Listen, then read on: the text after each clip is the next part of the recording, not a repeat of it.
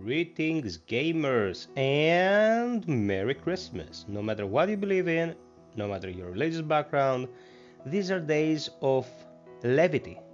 We should grasp the opportunity to have a good time and look to a fellow human being because the world's going to shit and we sorely need it. FiOth's here, and this vid is all about what clicked for me in 2022. I will be presenting my top 5 from the year that's about to come to a close. It will be 2 pieces of downloadable content or important updates and 3 standalone titles.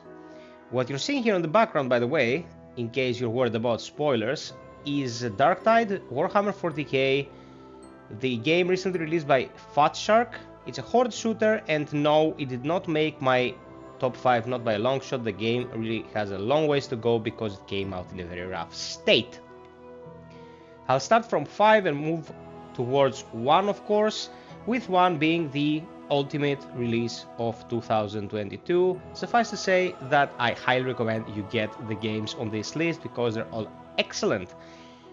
This I will labor to produce every year from now on, and of course during 2022 we also got the Honest AF project going. Thank you very much for watching that. It got a bit of traction. It was about Callisto Protocol, my very first one, and I will of course endeavor to be as honest as possible. That's the title. On a personal note, you who have been following me know that 2022 has been a rough year, especially when it comes to my health. I had a ton of support from the viewers of this channel. I am eternally grateful to you guys. I met some fantastic people along the way. I have to say that 2001 and 2022, the years that I've been streaming and being very active when it comes to the channel, because it became my all-time occupation, I met some of the best people I've met in my life. Like, some of you guys are so, let's say, in harmony with my way of thinking and my way of dealing with life that it was amazing to experience such kindness, such support towards each other. I jump onto Discord some days and like 10 of you talking to each other or playing with each other, and makes me feel warm and fuzzy knowing that I got this thing going and this community now standing on its own feet, and it's such a fantastic feeling. This vid will come from the heart. There is no script behind it. I will just be laying it out in the open, as honest as I can, and there will be no spoilers.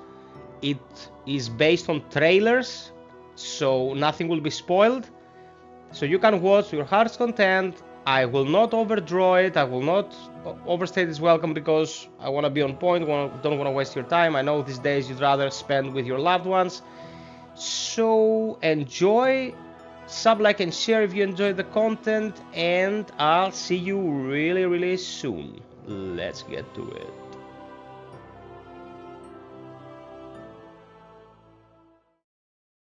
I do not need to explain to this community why this is here. The Pathogen DLC was the added content that we sorely needed and never hoped we would get. Released on August 30th, it brought 3 new missions, a shitload of weapons, cosmetics and attachments, and some of Cold Dino's best work when it comes to world design. There's something for everyone here. I am personally not a big fan of the 3rd mission on the highest difficulty settings. There were some poor design choices there, but I know lots of people desired a proper boss fight with a health bar, and the Pathogen Queen provides just that.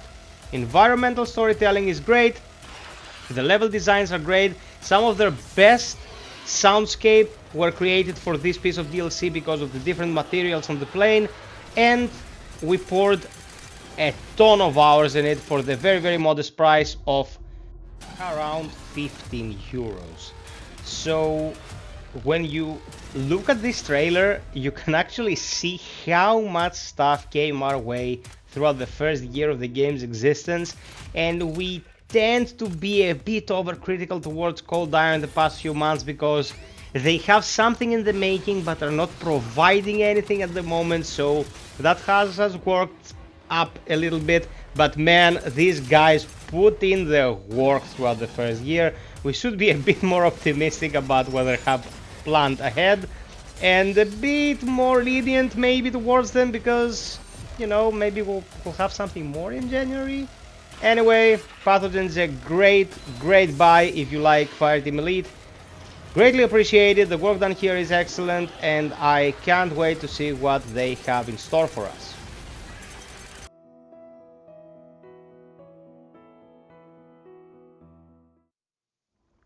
I am not 100% sure if I've sung Returnal's praises enough on this channel. Returnal is one of the most cerebral experiences you will ever have the joy of playing, let's say, because it is ultimately a video game.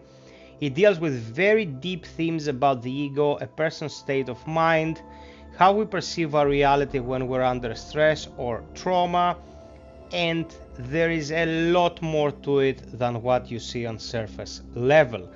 When it came out, it was my de facto game of the year, and as time goes on, it accumulates more and more rewards because it's worth every single one of them. Like in every department, Returnal is excellent. Its presentation, its soundscape, let's say the scenario behind it. I don't want to say a story because that's a simplified term. And if you know what's presented to you in this title, you'll understand that it warrants some studying in order to understand everything it has to offer. Now, with the DLC depicted here, the Ascent, they provided a whole new playground, the Tower of Sisyphus, that is an endless climb to increase your score, of course, and it gets harder and harder as you go. They introduced co-op for the main experience, for people who wouldn't be able to otherwise get through the game because it's rather challenging. Of course, I would highly recommend you go through it your first time without a co-op partner, just to sip in the atmosphere and appreciate the details. We all know that when someone is laughing and giggling in our ear, it's kind of hard to concentrate on what's important in front of us. But no matter how you choose to enjoy Returnal, you will come out, let's say, a different person. Good news for the greater player base is that it is coming to PC this year.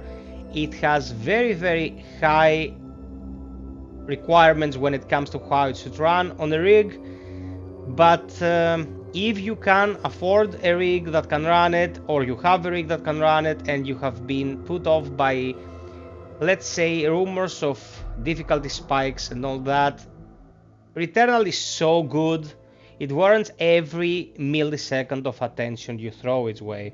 Unique creation by Housemarque, now bought by Sony. I expect great things from these guys.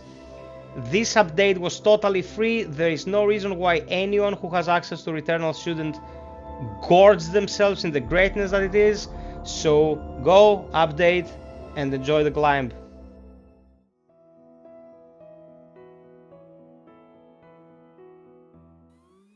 It's always such an excellent feeling to see things that you considered lost come back to the foreground. It started with Tormented Souls, and now Signales is a return to form for the survival horror genre. An excellent game created by just two people, sipping in mystery and drowning in atmosphere.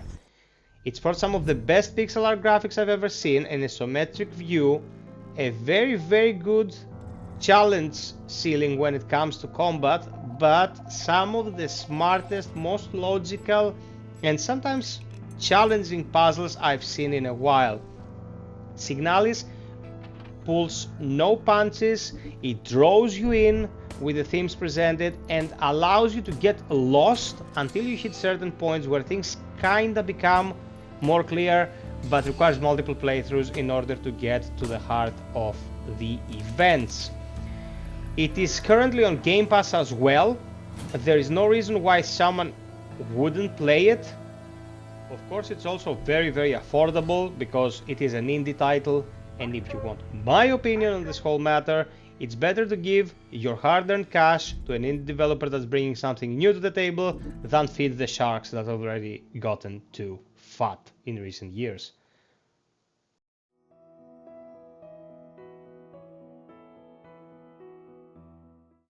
Such a beautiful predicament, folks. Asterigos, Curse of the Stars is a game that would have made #1 on my list for most years of my gaming life. This is a game that very few people caught a whiff of, but it is excellence incarnate. It comes from a AA developer, I think in Taiwan, Acme Studio, and it is the epitome of the term adventure.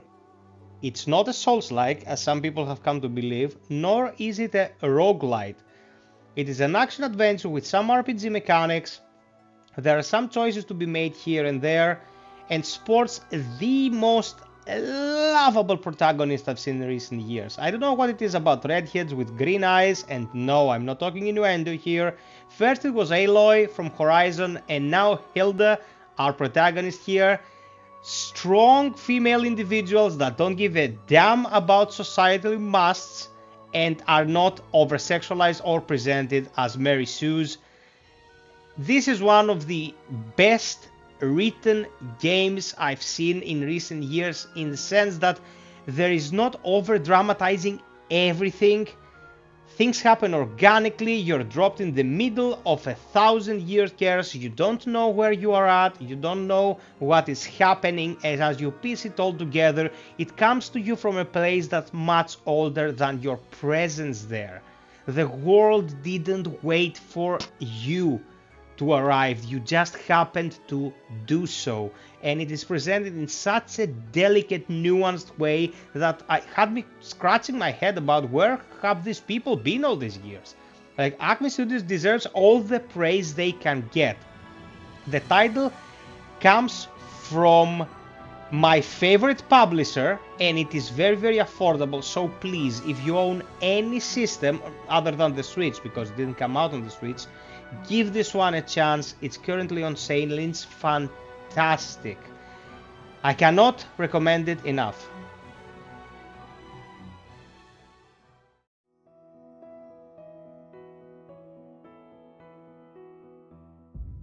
If you know me, you knew this was coming.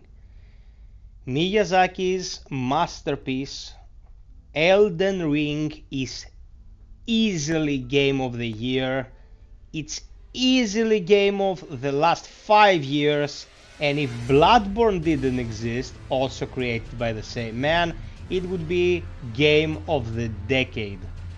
Everything in this title oozes attention to detail, creative vision, and crafting excellence. Elden Ring is a game that you can really make hard on yourself or easy according to how you're gonna approach it. It leaves everything open to your choice when it comes to how you're gonna deal with it, and it is one of the very few titles that present a world that can be drawn out in the distance, and you can go to every single locale you set your eyes upon. It does not hold your hand. It is not a checklist game that we usually get when it comes to open world. And of course, if you're not familiar with the studio's work, with From Software's work, it is a game that allows you to piece it together yourself. From Software's titles deal in worlds. They deal in world states, not in narratives, not in stories that are told through cutscenes or narration. You are a tarnished, and you are awoken into this world of former glory to complete a task, should you choose to do so. You have to keep your eyes open and breathe in the information provided here and there via environmental storytelling in order to understand the greater situation that you are thrust into. A game that appreciates the player and respects their intelligence, unlike many other games coming out in this day and age. It is artistically a masterpiece, although the technology powering it is not the newest available, but From Software has been known for using their own engine for many years now. The game's still being supported, stuff is being added, it's been patched regularly, DLC is in the works. The lore is written by both Martin and Miyazaki, Martin of Game of Thrones renown. Probably the deepest lore piece I've ever encountered in gaming, and that says a lot. So even if you are not a Souls fan and you're intimidated by what the genre entails, Elden Ring is an experience that you will have the chance to live through pretty much once, because I don't see anything as glorious coming out anytime soon. I believe it's currently on sale, but even if it wasn't, if you value your entertainment more than numbers on a package, give it a chance. Yours truly will be here to help you if you need anything when it comes to information and strategies. I have already covered it extensively and love every second of it. My game of the year, and the worldwide consensus has been that it is so. I hope you enjoyed this top 5 of my games chosen for 2022. And I really hope that my work in general was up there meeting your expectations for the entirety of the year. It will be New Year's Eve soon, and as I promised, I will have a stream running throughout the change of the day. I will not always be present because I will be entertaining some guests, but I want to keep you guys company to the best of my abilities, and I want you to feel like you belong. This community is not just for me to promote my content, people. It is an amalgamation of all our meetups, our fun together, our discussions, our streams, and I am very proud and honored to be a part of it. Stay close, more great stuff's on the way. 2023 is looking even better than 2022. Until next time, from the bottom of my heart, I hope you are happy, healthy, stay frosty, and I'll see you really soon. FiOth's out.